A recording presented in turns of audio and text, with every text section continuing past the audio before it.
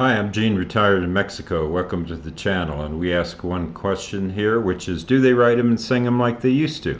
Now, a lot of people, young and old, they think the new music isn't nearly as good as the old music. But I'm not so sure. And we're going to check this out one video at a time. So welcome, and this is part 2 of a special D-Day special. In part 1, I talked about my second cousin. His name is Harper.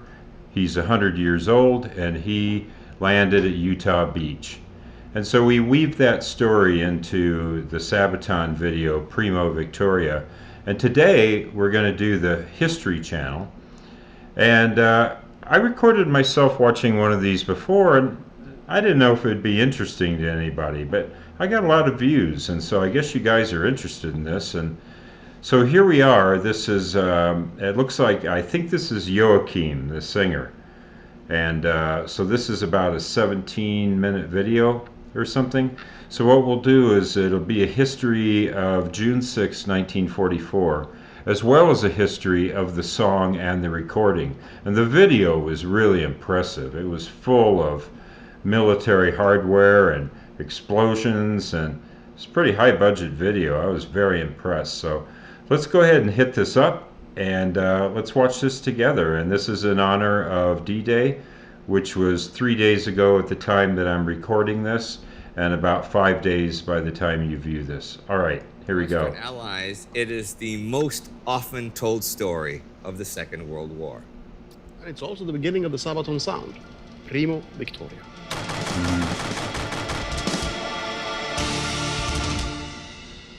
Through the gates of hell, as we make our way to heaven, through the Nazi lines, Primo Victoria.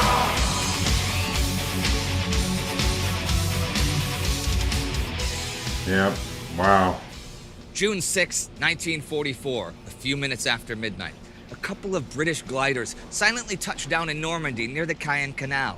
Moments later, all hell breaks loose. Shouting, the British commandos race towards the bridge, overwhelming the confused defenders with hand grenades and submachine guns. In minutes, Benouville Bridge, codenamed Pegasus, has been taken. The first phase of Operation Neptune has begun. Neptune, as part of Operation Overlord, was designed to storm the German defenses on the French coast and establish a beachhead to strike further into Normandy. A massive amphibious landing was to be undertaken to open a new front in the war against Nazi Germany and its allies. At 5 different places, the Allied forces would land: Utah, Omaha, Gold, Juneau, and Sword. Thing is, the actual landing at the shore was only to take place after a lot of other chess pieces had been moved. It was vital to the success of the operation that paratroopers and commandos would go in first, soften up the German defenses in the rear, and disrupt their communications. Brigadier James Hill had told his men before, "Gentlemen, in spite of your excellent training and orders, do not be daunted if chaos reigns. It undoubtedly will." Far on the western side, the 1st American paratroops of the 82nd and 101st landed. They were to protect the gap between Utah and Omaha beaches, and, like the British further east, would destroy as many of the German coastal batteries and anti-aircraft guns as possible. The Germans were aware that an invasion was coming. The concentration of force around the British Isles was obvious, but they did not know the exact date nor the location. Field Marshal Erwin Rommel, in charge of the German defenses at the Atlantic Wall, had made repeated visits to Normandy. Now, if the invasion was to begin here, the Allies would find not one, but several obvious landing zones. So Rommel worked the construction companies to improve the local defenses. He ordered the flooding of fields, the tightening of minefields, and the creation of anti-airborne poles. But whatever he did, it seemed like nothing could ever be enough. The length of the Atlantic Wall was just too large, and the Germans lacked both the resources and the manpower to create a solid wall of fortresses. Now, on the night of June 6th, the German soldiers awoke to flak fire and explosions. Local commanders hung on the telephones trying to get any sort of orders or information about what the hell was going on. Was this the invasion? Was it a raid? Was it just another bombing run? Fate had it that Rommel was far away in Germany just then, and at the same time, most of the Wehrmacht High Command was either in Paris or basically anywhere except where the fighting was actually happening. So I'm not reacting a lot because, I mean, this is full of his narration and his dialogue, and I don't want to talk over him. But, you know, just seeing that footage, wow, right? And I enlarged this a little bit so we could see more of the text and the map. So let's keep going. Many lower-ranking commanders lost their heads, sending their local reserves in the hopes of stopping the invasion as it began. And at first, German resistance was decidedly lackluster. Many sites were guarded by men from Eastern Europe, often Poles, Czechs, or from the Soviet Union, who were pressed into service with the Wehrmacht. They had neither the training nor the will to stand up to the aggressive attackers. This allowed the first waves of paratroopers, the Pathfinders, to place radio beacons and Hall of Fame lights to mark the landing zones for the real attack. Soon, over 13,000 Allied paratroopers dropped from their transport planes. In small groups they fought, ambushing the Germans and attacking their barracks and patrols throughout the night. It was absolute chaos. Firefights were reported seeming... Now, that footage right there with that explosion, I mean, I think about the fact that you had these journalists and photographers who were there, and when you think about the importance of their job and that we're able to view this footage today, that was a very dangerous job. And wow, you know, the people who put all of this on film, obviously a lot of it couldn't be filmed, right? It was too dangerous. But look at how close that explosion was to that camera, probably cameraman, more than likely camera person back then. Wow. Everywhere, and German officers had a hard time getting any assessment of the situation. In other words, paratroopers were doing their job. The second phase could begin. So we get to see some lyrics, which is nice.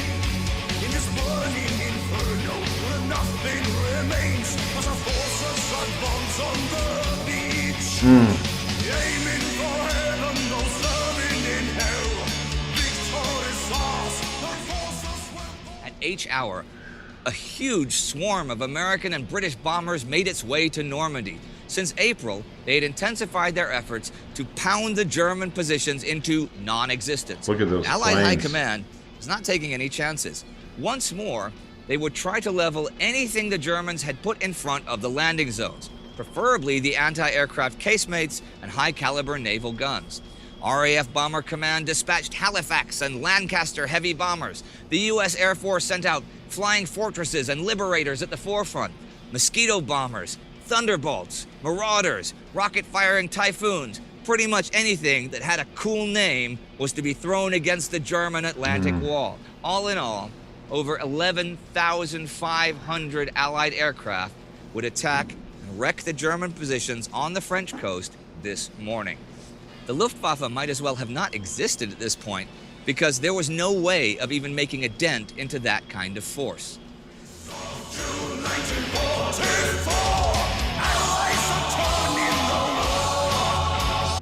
And I just want to, I said this before, but have any of you guys watched the History Channel? I mean, I haven't watched it in a couple of years, but the last time I checked out the History Channel, there wasn't a whole lot of history on it.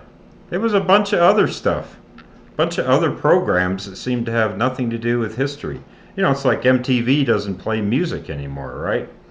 So, just a reminder, what we're watching here, this is not the History Channel, it's the Sabaton History Channel. Holy crap! These guys are... You viewers, you told me about this, and I am just blown away. So let's keep going with this.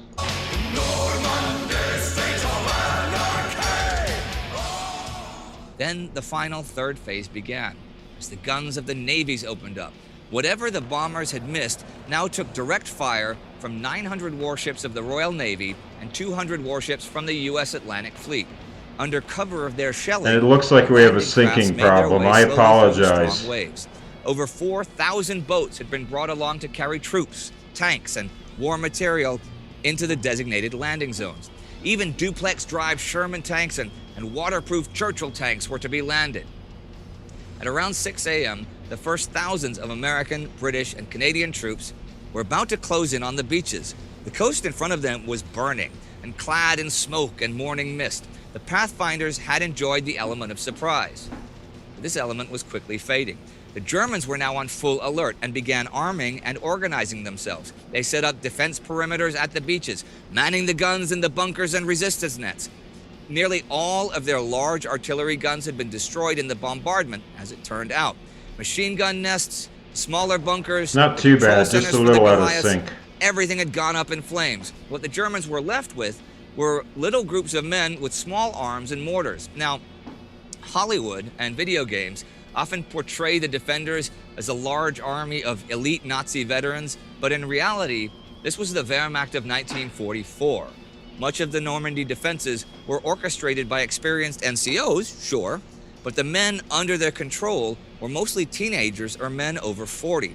Many of them could not have served in the army before because of health issues, but the German army had been scraping the bottom of the barrel. However, even a frightened recruit can pull the trigger of an MG-42 machine gun, and the Germans still possessed quite a number of those.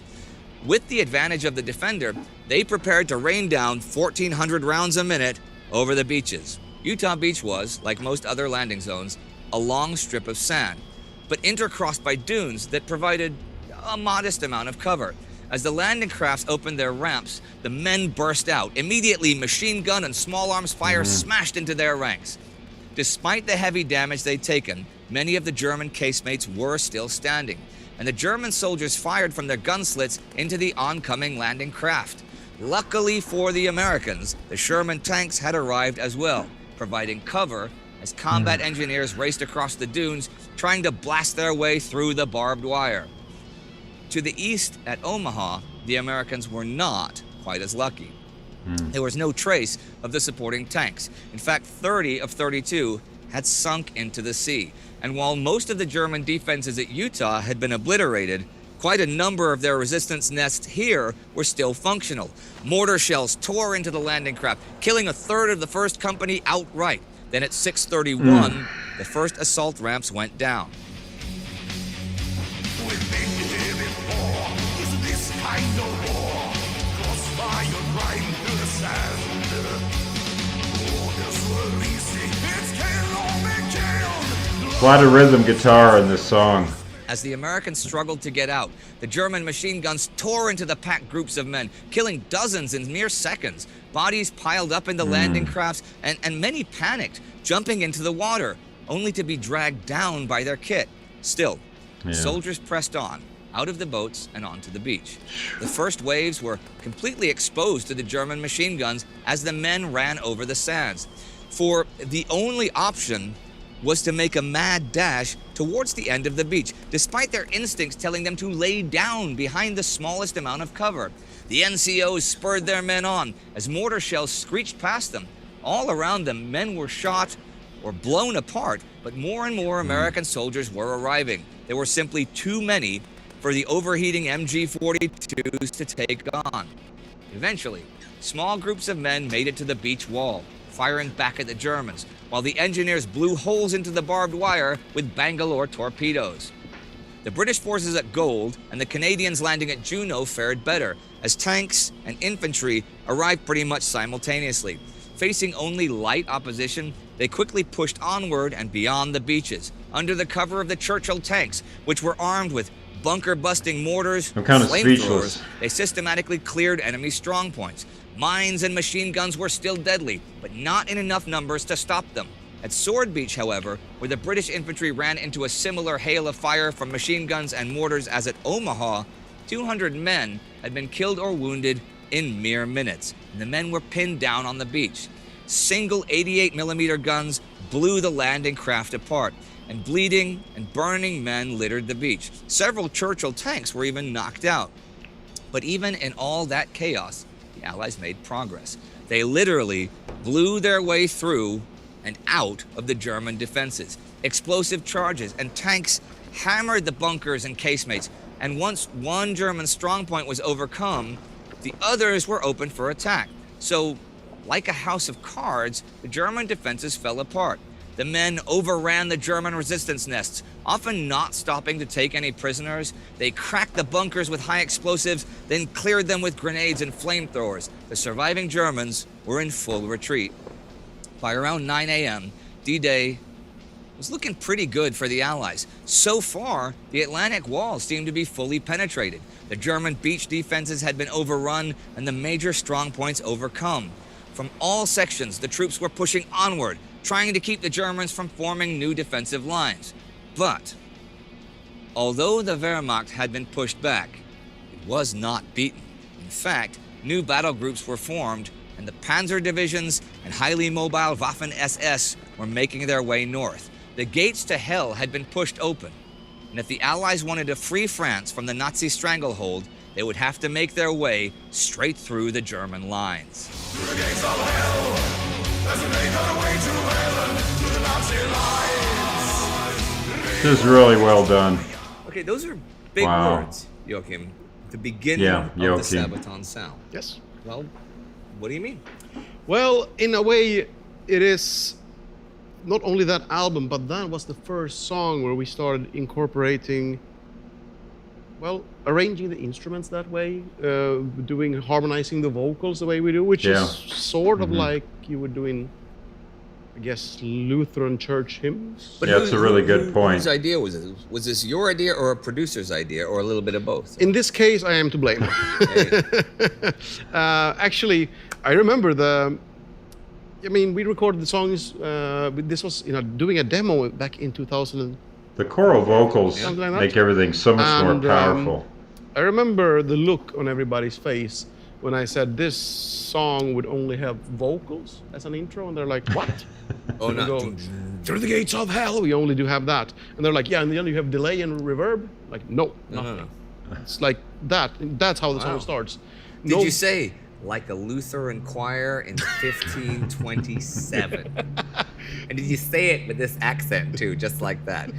Just to really complete the picture. So, No, I was thinking. I remember clearly when we were in the studio, we recorded the song, and we had done the lead vocals, Yeah. but we had no harmony vocals, and we had never done anything like this before. We'd always do we call it fotbollskör in Swedish, football choir. oh yeah, sure. Yeah. You get everybody in to sing along. And everybody does it at Yeah, once, the same harmony, more or less in rhythm, in key, whatever. If you get like 8 guys, it works. Yeah, Look at that. exactly. Look I at remember that Paul was background sitting behind with the machine gun. control desk because Crate. we were recording this at night. We were recording with Tommy Tekgren at the time in the Abyss studio, and Pat was sitting behind the control desk. Me, Richard, and Oscar, the guitarists at the time, Yeah.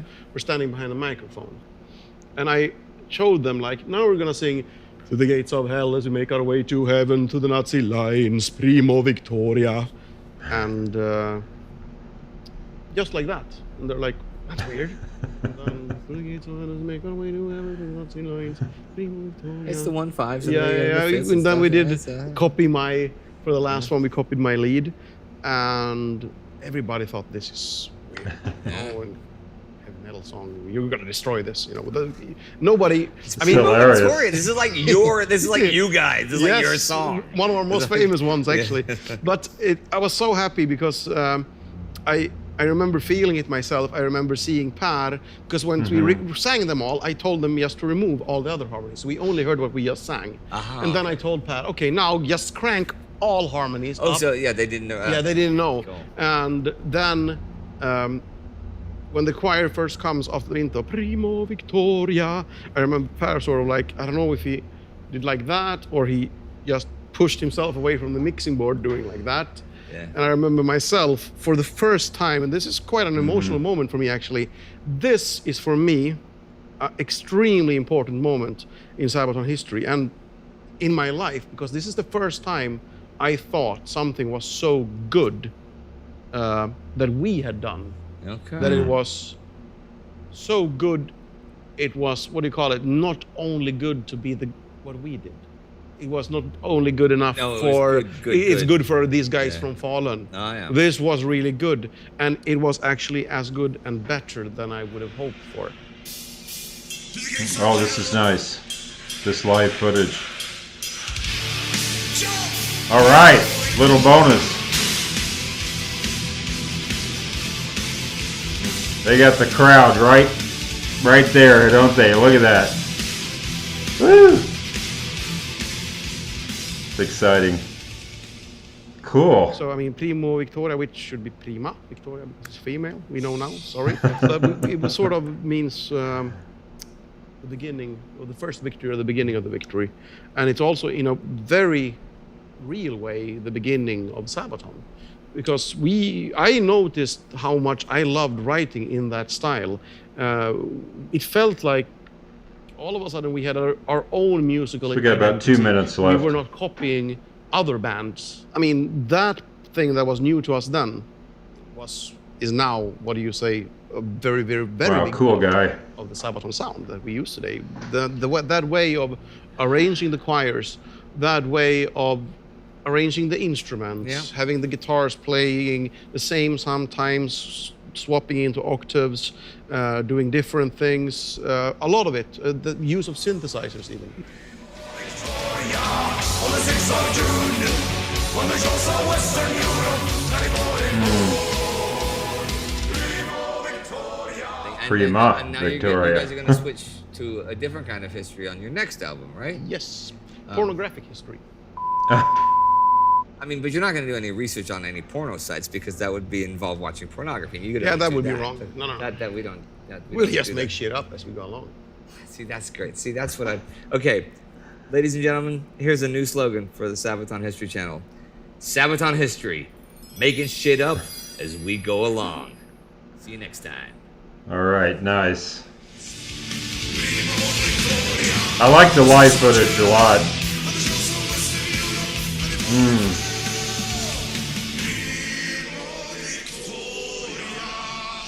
Man, that's cool. Oh, look at the oh.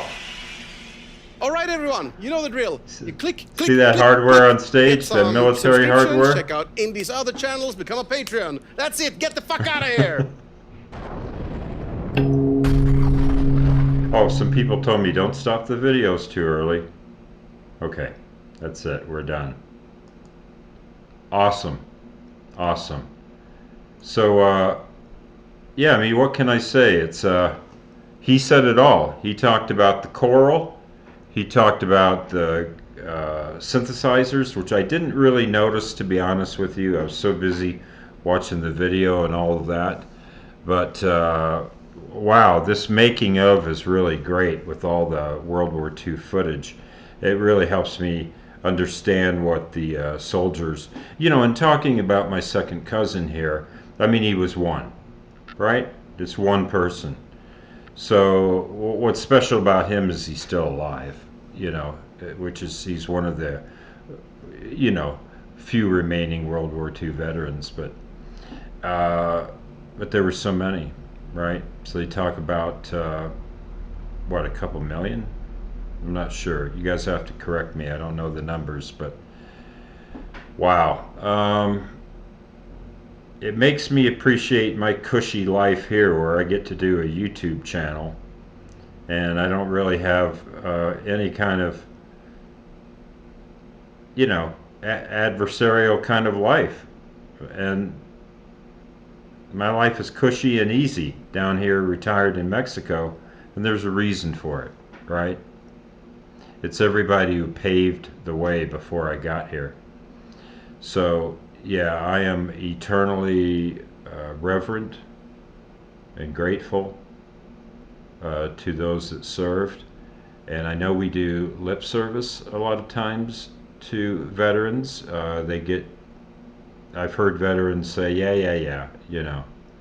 But of course we all mean it. And apparently when my second cousin was there was a big, burly, tattooed man who was there. And a huge man saw him and just started bawling, just started crying right on the spot.